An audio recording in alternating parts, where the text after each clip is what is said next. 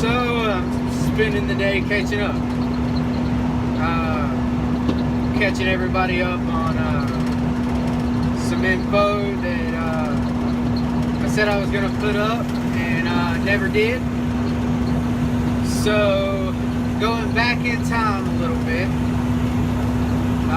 about a year and a half ago, which is when I made my first videos. And if you're looking at those, expecting me to follow through on the process, the whole experience, I fell through and I did not. Everything just got so busy and everything was so overwhelming that I didn't stay up on it like I should. I'd never done YouTube before, still hadn't really messed with YouTube a whole lot. So, but trying to get something going here because I know how starved I was for information coming out of CDL school, and really just looking for somebody to tell me the way to go, or not even the way to go, but just offer some really good insight from a whole bunch of different angles. You know, it seemed like everybody that I watched, as great as they are, always left some question I had unanswered. So, not saying that I'll answer all of these questions that you may have, but maybe I'll fill in something. Between everybody on YouTube, between all of the truck drivers doing information videos, maybe I'll answer one random question that you have. Okay, so I'm going to put this in the title of the video, so when people go to look it up, they'll be able to find it. But when I went to work for the flatbed company that I went to work for, they came to our school, which was in Dublin, Georgia. I went to a technical school, did the CDL program for that, at that technical school. I totally suggest that. I've never gone through a trucking school that a company offers, but it just seems really shoddy to me. I mean, these places, they send you through school in like 3 weeks and then stick you in a truck with somebody for a month and hope that you make it, hope that you don't have any accidents, or hope that you don't wreck, or hope that you're able to survive living with that random person for a month. And the people that fall through the cracks, they don't care about them. They don't care. It's no loss to them. But you've messed up your whole career already if you were to have an accident or, you know, a bad spot on your record for one reason or another, because, you know, they have trained you, you know, and just herded you through some big class, you know. I went to the local technical school, and I went for roughly 8 weeks. And even after 8 weeks, I was scared to death.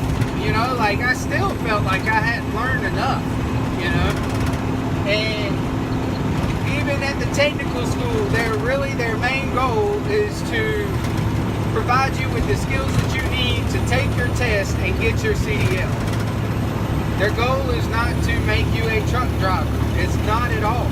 It's not teaching you any kind of career skills at all, other than DOT regulations and how to manage your hours of service and how to manage your time. They go over that a little bit. And then the rest, you're on the pad, backing, parallel parking, alley dock, all kind of stuff. You know, the rest is like hands-on, making it to where you can pass that test. get road time. They take you out and you get to drive with the instructors.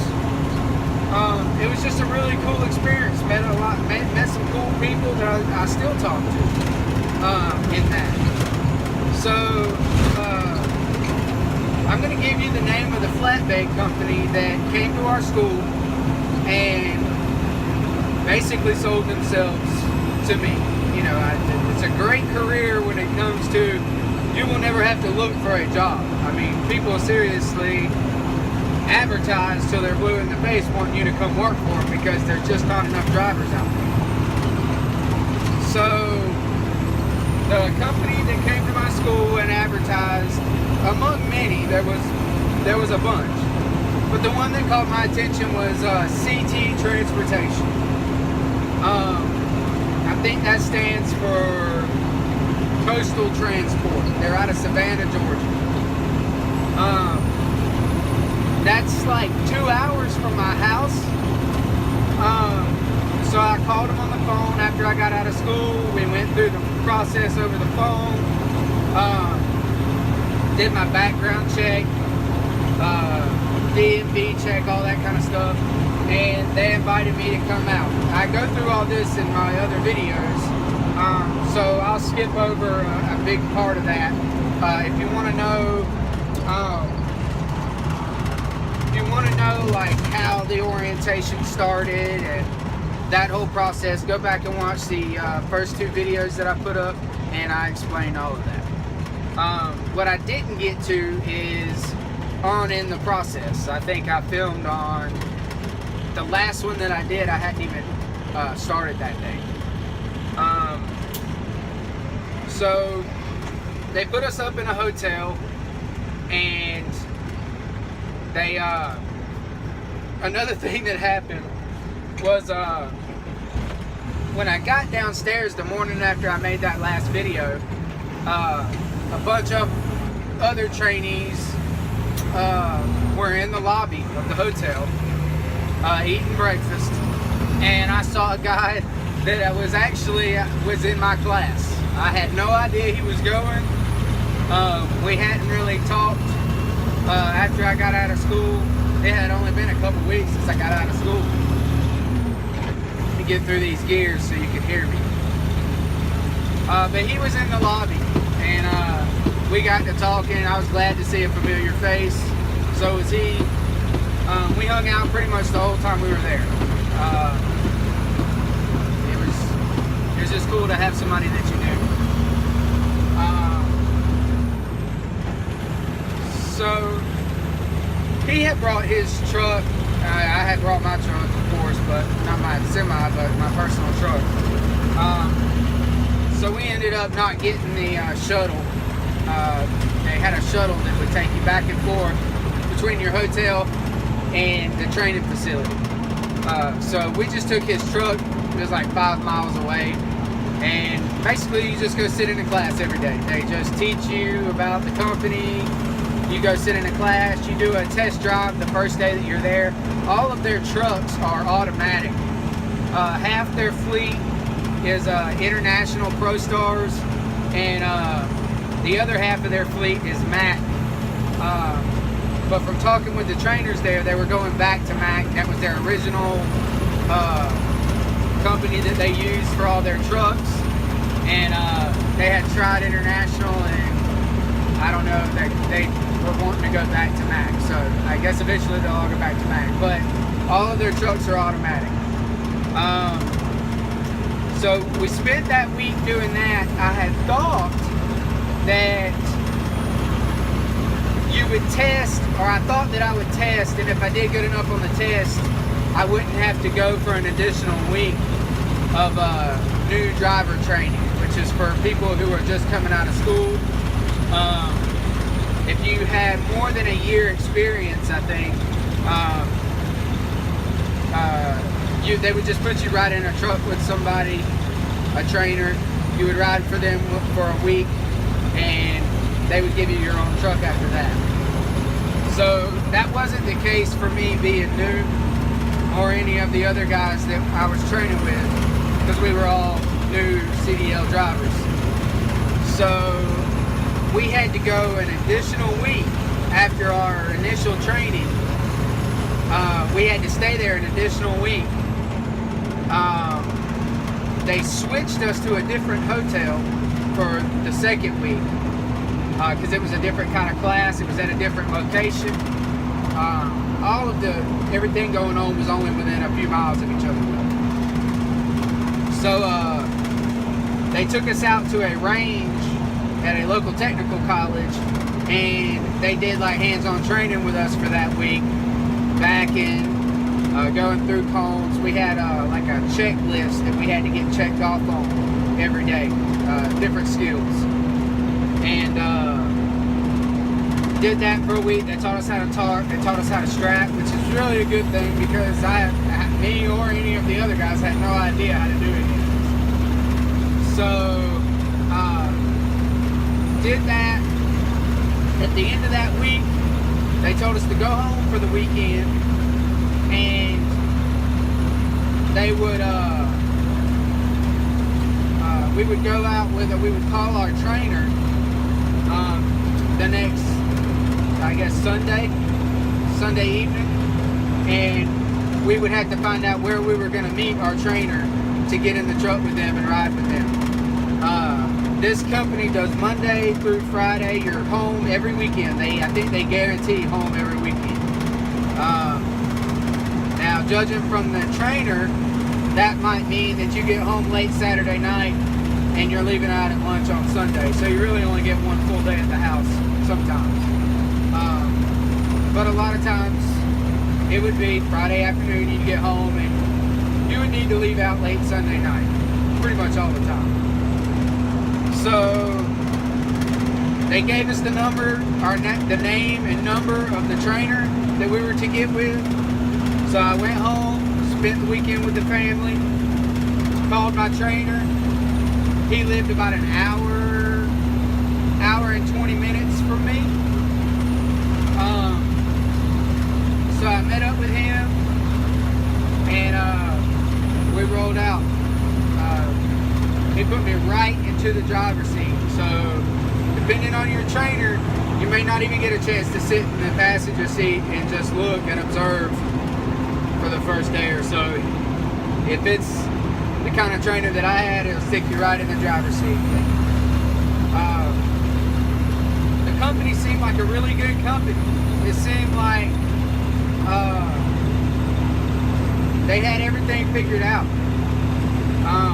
But my trainer was he was nasty, and I was already worried about flatbed to begin with, because I was like, okay, you're tarping and strapping in the rain, you get dirty, you're filthy, you're out here in these muddy lots a lot of times, getting mud on you, and then you got to find a place to shower, and take care of yourself. So this guy was just plain nasty. He showered, I guess, but every other day he would shower, but just wasn't very friendly. Wasn't an instructor at all. He just sat over there. Would tell me when I was doing something wrong. That was about it. Let's see. Yeah, me and him got into it a few times. He acted like he knew like I was supposed to know what I was doing when it came to tarping and strapping. Like I had been out there and been to these shippers before. And he just acted like I was supposed to know it all, and I knew nothing. I was a brand new driver. So, did that week.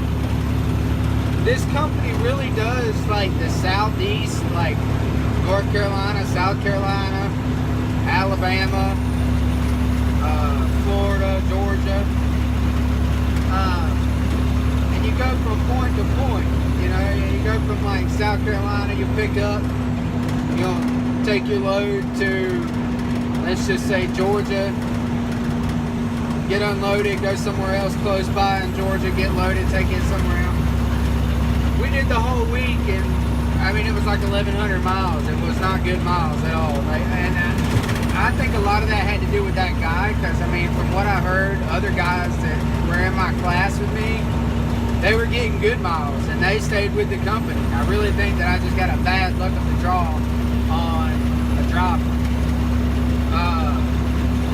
So I was supposed to ride with him for 3 weeks. I was supposed to ride with him.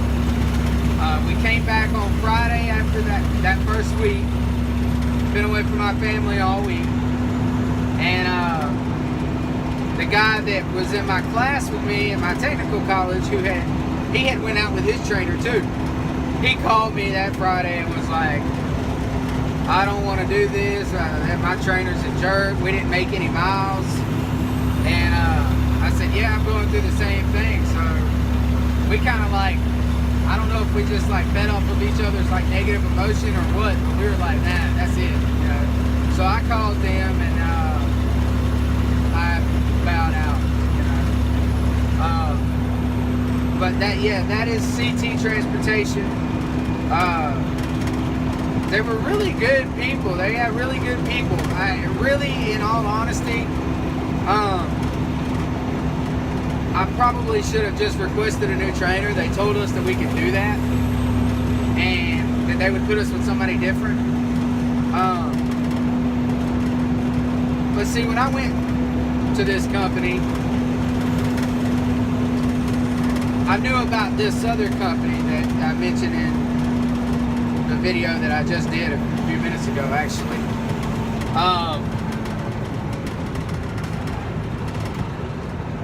I knew about this company, and in the back of my mind, I was like wanting to go with this company, you know, and not CT. They were closer to home. The hours and everything seemed better.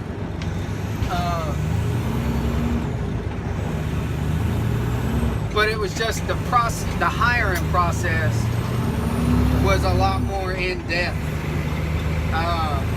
And it wasn't as easy as CT, to be honest. Like CT was just, that process was just kind of rolling. They were like really eager. They were like selling me on all this, you know, stuff that they had. The trucks were pretty nice, automatic trucks. And I knew that this, you know, this other local company, they had some older trucks, you know, stuff like that. Anyway, so I quit CT. If you got any other questions about CT, hit me up, like, you know, really detailed questions if you're the nervous type or whatever that wants to know every, you know, little step along the way. Because it's a big step. You know, I mean, it's a big step. Getting a new career and going to school, getting your CDLs, and setting out there on the road. You know, that's, for me, it was like a huge thing. Like, I was watching everybody. I still watch everybody just to pick their brain, you know. All these other trucker YouTube channels. Just following their story, because I feel you, you know. So if you got any other questions, detailed questions about that, just let me know, and I'll cover it the best that I can. But yeah, CT, they made it really easy. Like I said, that's why I went with them, even though I knew about this company that I'm with now. I went with CT just because it was easy.